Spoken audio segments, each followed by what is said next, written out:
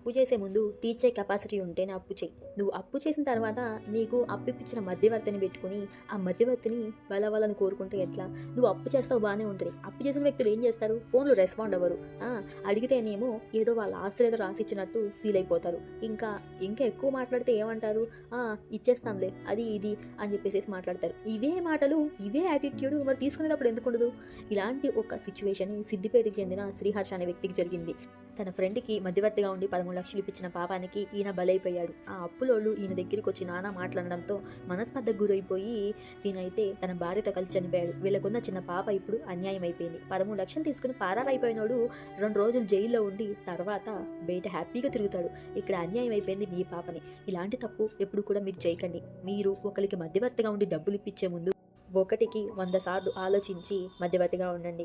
Maximum అసలు మీరు మధ్యవర్తిగా ఉండకపోవడమే మంచిది. కానీ వాళ్ళు నీ ఫ్రెండే కదా! ఫ్యామిలీ మెంబరే కదా! ఎలాగోలా తీర్చేస్తారులే మనోళ్ళే కదా! అని చెప్పేసి మీరు గనక మధ్యలో ఉంటే తర్వాత బలవ్వాల్సింది మీరే. నాకు తెలిసి ఇలాంటి సిట్యుయేషన్స్‌కి ఒక బాండ్ అనేది మీరు క్రియేట్ చేసుకోవడం బెటరు. మీకు మీరే. ఏంటంటే అది మీరు ఇప్పించేవాళ్ళు, తీసుకున్న వాళ్ళు వాళ్ళిద్దరికి మాత్రమే కనెక్షన్ అనేది ఉంచండి. మధ్యలో మధ్యవర్తిగా నేను మాత్రమే ఉంటున్నాను. నాకు ఎటువంటి సంబంధం లేదు తను తీర్చపోతే అని చెప్పేసి ఒక బాండ్ అనేది క్రియేట్ చేసుకొని మీరు మీ దగ్గర సేఫ్‌గా పెట్టుకుంటే ఇలాంటి సిట్యుయేషన్స్ అనేవి జరగవు. ఇంకా వేరే ఏమన్నా సొల్యూషన్స్ ఉంటే కామెంట్ చేయండి. ఈ వీడియో నచ్చితే గనుక లైక్ చేయండి, సబ్స్క్రైబ్ చేసుకోండి.